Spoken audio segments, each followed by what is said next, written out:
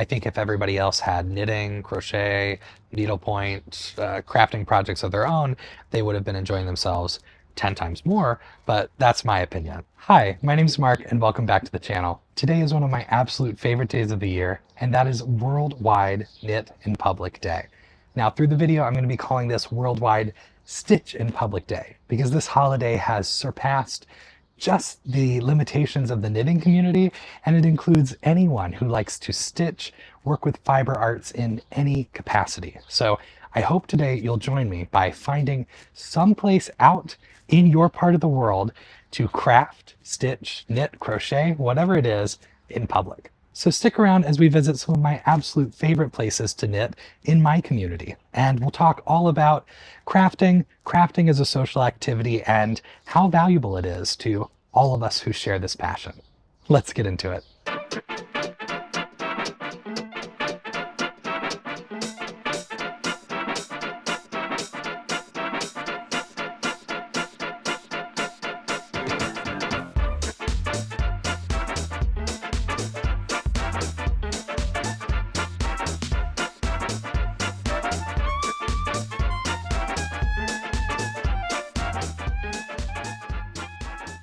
So here we are with the sounds of nature in my backyard, which is not necessarily a public place to be knitting, but I'm outside. And I think the biggest gist of this day, this Worldwide Stitch in Public Day, is to get outside, to find some place in your community, no matter how big or small of an act that feels to you, to share your craft. And I think this achieves many things. First, it's visibility. It's visibility for whatever your craft is, and who knows who you might influence through the simple act of crafting, stitching, working on your project in a public place where anyone might come across you.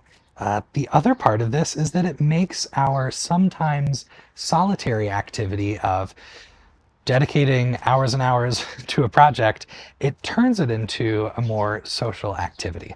And I think that has a lot to do with the beginnings of Worldwide Knit or Stitch in Public Day. I'll pass things back to Mark from about 2 days ago to give you a little bit more information about the start of this annual event. This is the 20th anniversary of Worldwide Knit in Public Day, and I'm going to be calling it Worldwide Stitch in Public Day because this is transformed outside of the community of knitters to include really any crafts, any type of stitching, anything you can take on the go and do out in the open. So I hope if you're not already celebrating this, that you'll join me in taking whatever your craft is outside, even if it's just to your front porch, if you have a park, a restaurant, a coffee shop, anything in your community that you can get to make your crafting visible. I think it does a lot for other people to see you crafting, and we'll talk about some of that a little later in the video. As I mentioned, this is the 20th anniversary of Worldwide Stitch in Public Day. The event was started back in 2005 by a knitter named Danielle Landis, and from then it's grown, and this is something that truly takes place all over the globe. Initially, this celebration of public crafting was started to get people out in the community, to find people to craft with, to make it a more social hobby, and to give visibility. Where now, I think in 2025, crafting is pretty visible. It's really popular. I think crochet, knitting, weaving, spinning, all of these fiber arts have skyrocketed in their popularity probably since the pandemic. Ever since people were experiencing any form of lockdown, social distancing, separation of any kind, I think a lot of people started to pick up hobbies that grounded them and connected them to a more simple or even old-fashioned way of living. So I know in my experience, a lot of people in my life, including me, were baking bread from scratch. Everybody was doing sourdough. Some people wanted to start investing in houseplants or gardens if they had outdoor space. So similar to those activities of starting something from scratch, really seeing the whole process through, I think the idea of making something for yourself, whether you were sewing clothes, crocheting a bag, learning to knit something for yourself, it was something that kept a lot of people sane and maybe helped people connect to a bit more of their history. So for whatever reason you've gotten into crafting, today's a great day to celebrate it socially or at least visibly out in public. Now that we've covered how this annual day got started, I'll talk about some of my favorite reasons to take my crafting out into the open. Now, you may have gathered if you've been here before on the channel that I enjoy the attention. I enjoy sometimes having focus on me. I mean, I'm here with a YouTube channel, oversharing, sharing a lot about my life, about who I am with you, with anybody on the internet.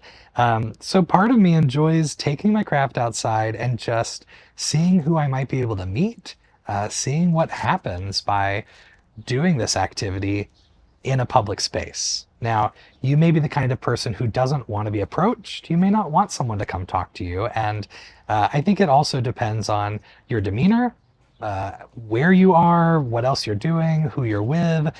But when I go out into public and craft, typically I meet the most wonderful people. People feel very comfortable approaching you and sharing something, some sort of connection to your craft. And I don't know, there's something magical about crafters and creative people in general that gives people that permission or that confidence to extend a bit of their story, a bit of who they are and what's important to them. So oftentimes I'll have people approach me if they're also crafters, if they share the same passion.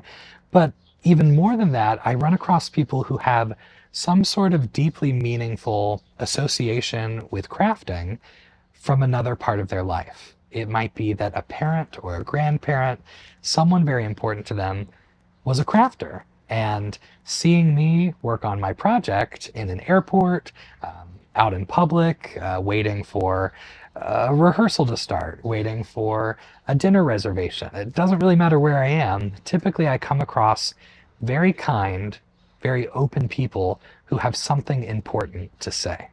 And I think that's incredible. Crafting out in public isn't necessarily an invitation for people to just approach you and talk your ear off, but I think for those who have something important to say, seeing this crafting, seeing something familiar, opens up that line of communication. And I appreciate that. So that's one of my favorite things about taking my craft out in public, the way it brings down any of those walls, the isolation, the separation, the social anxiety, the nerves of speaking to a stranger or bringing something up.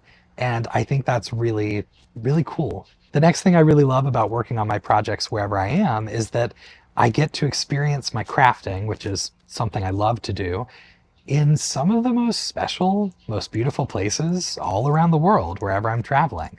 So whether it's on the airplane in anticipation of a special trip, or actually in a breathtaking environment, I think it's really cool to be able to work on my projects all over the place. And it doesn't have to be a major destination. It could be something as simple as going to a beautiful spot near my house and enjoying a beautiful day, and then having those memories and that experience become part of the project, become woven into the fabric of whatever I'm making. So that's true for physical places I visit. It's true for the emotions I'm experiencing or the parts of my life that are unfolding or being written in front of me. So I have projects that are important to me from graduate school, from the time of my wedding, from my honeymoon, from special performances I've done or trips I've been able to take. And when I finish those projects and then wear them or use them or gift them, those memories are supercharged. And the people I was with, the way I felt, the memories, good, bad, ugly, it doesn't really matter what kind, they're all embedded in that project. And it's kind of a beautiful journal entry or snapshot of so many emotions and experiences. And I think that's another really cool sensation, to be able to remember so much just from the projects you were working on. So rather than work on all my projects inside my house or in the same chair, in the same part of my home, I think it adds layers. It adds layers of emotion and meaning and intent by taking them out into my community. So if it's not already something you're doing, if you're not a big fan of taking your craft out in public, I hope you'll try it because I think it just adds lots of greatness to whatever you're making. Earlier, I mentioned part of what we do as crafters being solitary, and I think that's true of a lot of handcrafts. They take a lot of time, they're very time consuming projects, and so much of that time might be spent by yourself. And I have thoughts on this. I have thoughts on the balance of introspective, isolated crafting versus social, connected, physical crafting groups. And again, I'll turn it over to Mark from 2 days ago. We'll call him Thoughtful Mark on how that balance plays a part in my life and I'd say my mental health and my well being.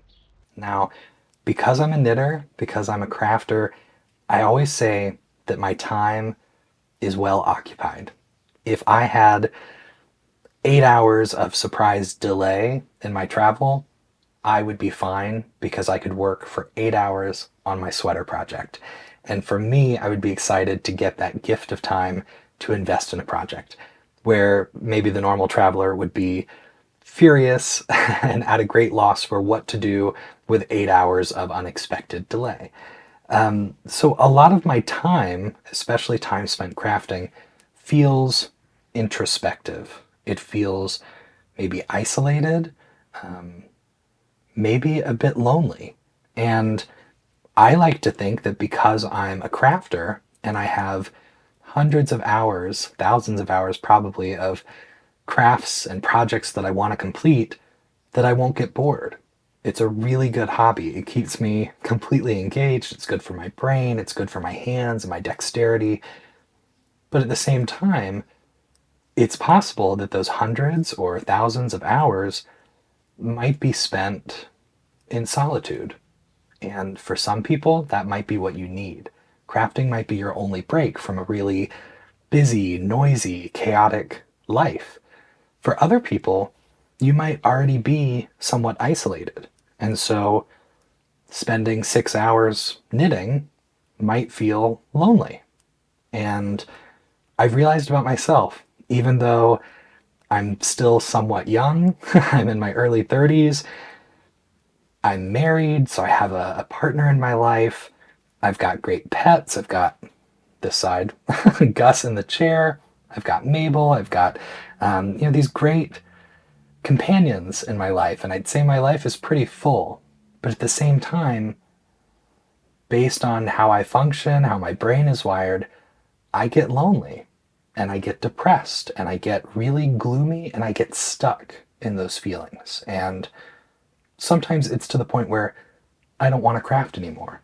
I'm too down that I don't want to work on anything. I just want to kind of zone out from everything. And what I've discovered is that even 30 minutes of going to my local yarn shop or getting outside, even if I'm still by myself, working on a project, it does something to recharge me. And I'm saying this for anybody watching who might feel that isolation or loneliness. Everyone's life, everyone's world looks different, and everyone needs different things. Again, the isolation might be the best part of crafting for you, that it's your time. But if you find that there's something missing and it's getting you down and it's getting too isolated, then I encourage you to go craft out in the world. And so this celebration, this worldwide Stitch in Public Day, is a great excuse to do that, if it's something you're nervous about at all. I was prompted to even bring up this idea of the isolation or loneliness because one of my friends that I've made through the channel, we were Zooming together on a Patreon Zoom, and she mentioned something like, your videos are always cheery or you're always happy. You seem like a very content, positive person, and so that's an element to your videos that draws me back regularly. And I thought that was a really kind thing to say, but it surprised me because even when I sit down to film, sometimes I really feel like I'm still a bit gloomy, or maybe I don't know. I'm on low batteries, it feels like, and I worry that I might be sending that out into somebody else's world. But I think when I'm sitting down with this group, with this community of people who watch the channel, and I get to craft, it's one of my favorite parts of my life. So it probably brings the best out of me. So you're seeing the best of me. I'm not showing you the worst, most awful parts of me on this channel. I try to be honest, I try to be vulnerable, but of course, I get to decide what I film and I get to decide what makes the cut. So I think because I'm sitting down, even though I'm by myself in this room, I'm crafting and I'm doing it with people. I'm able to imagine that I'm already to the step where you're watching this video with me, and it serves that same part of my soul as going to my local shop or going out in public with my craft and having somebody stumble upon me and start a conversation. And I meet a stranger who's kind and open, and it restores the good parts, the best parts of humanity. And I think that's the most important thing for me about crafting, that it's linked to a bigger community that I think often shows the best parts.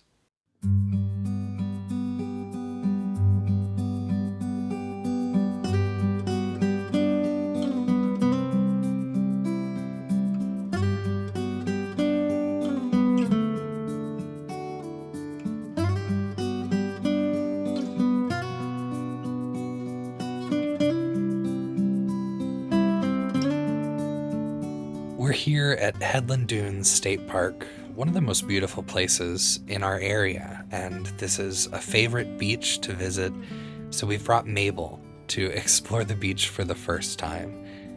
She loved the sand, a little more nervous about the water, but this is my favorite place to get to unwind, bring my knitting, sit with my husband, and just count my blessings.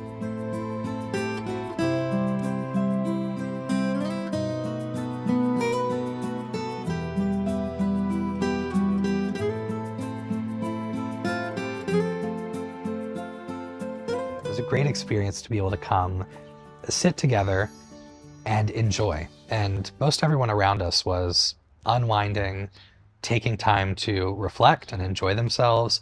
I think if everybody else had knitting, crochet, needlepoint, crafting projects of their own, they would have been enjoying themselves 10 times more, but that's my opinion. So I think I was having the best time, and then everybody else was having a good time, but not as much fun as they would have if they were actually knitting along with me. That's my theory. So all in all, a really beautiful evening, a chance for me to be with the person I love, the dog I love, and even get to craft a bit. Now, before I do the reveal of, I'd say, the most social place that I've knit this week, I'm going to do a giveaway. I think giveaways are fun. It's something that I was always excited about when I was dreaming of having a YouTube channel. So for any of the lovely people out there who choose to watch my videos, I like to be able to offer fun giveaways every once in a while. So this one is going to be for, I think, an essential item for taking your crafting out into the community, and that is to have a good project bag. Now, one of my favorite project bags, and I have several of them in my collection at this point, are the project bags from Spinning Loft. Now, Paula, one of my friends that I've made through Around the Table Yarns, my local shop in Shaker Heights, Ohio, makes the most beautiful and the most functional project bags. She chooses fantastic fabrics. They're beautifully constructed. They have just enough room, just enough pockets, and this bag has a beautiful magnetic snap closure and good strong handles for toting it around. I think the print is insanely cute. I'm calling it When Pigs Fly.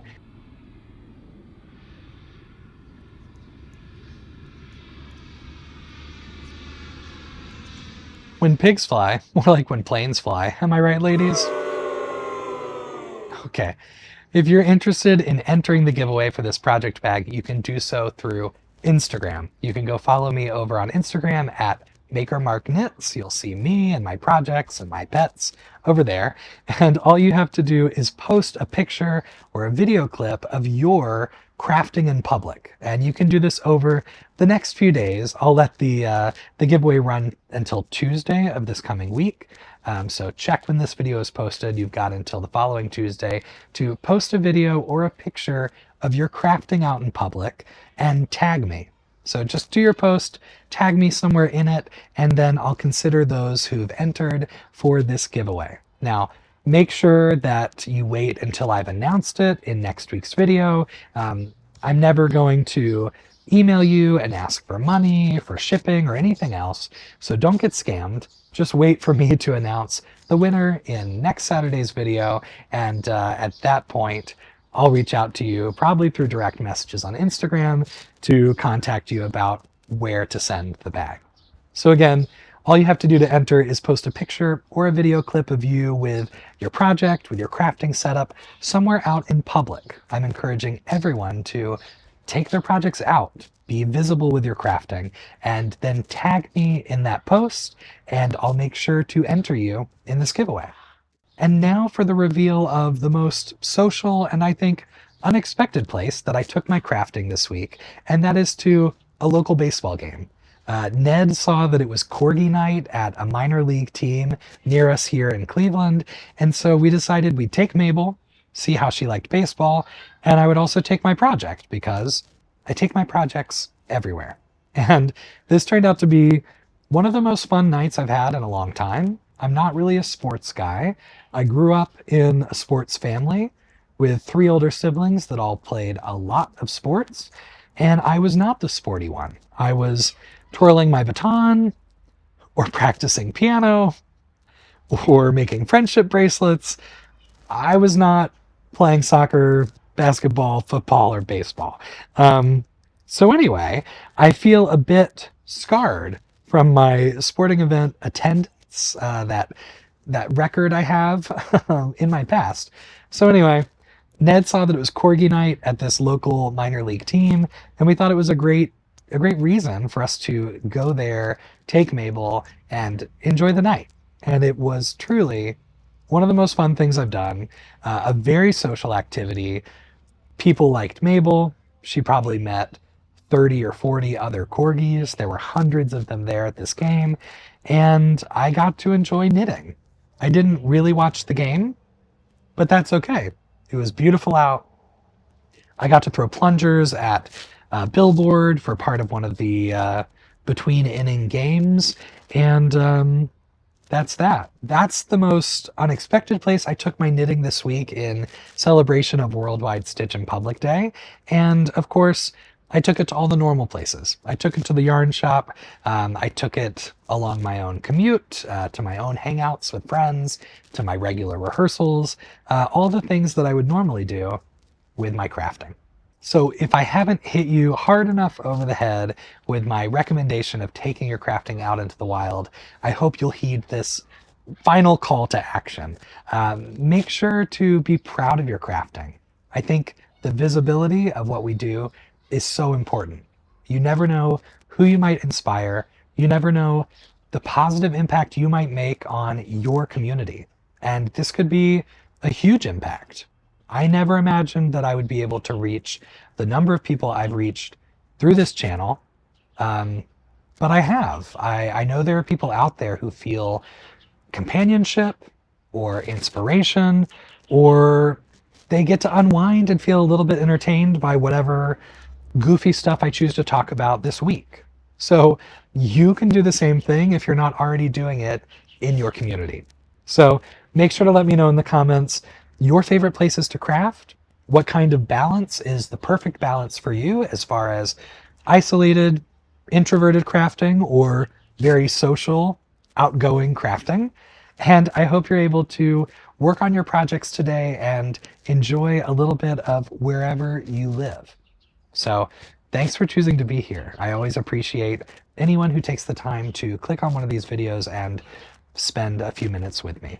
As I mentioned earlier in the video, you can find me over on Instagram at makermarkknits. You can also find me on Ravelry at makermarkknits there as well.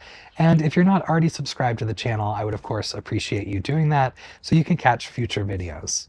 And I'll sign off with my usual message: happy knitting, happy crocheting, happy crafting to you, and hopefully I'll see you in the next one. Bye.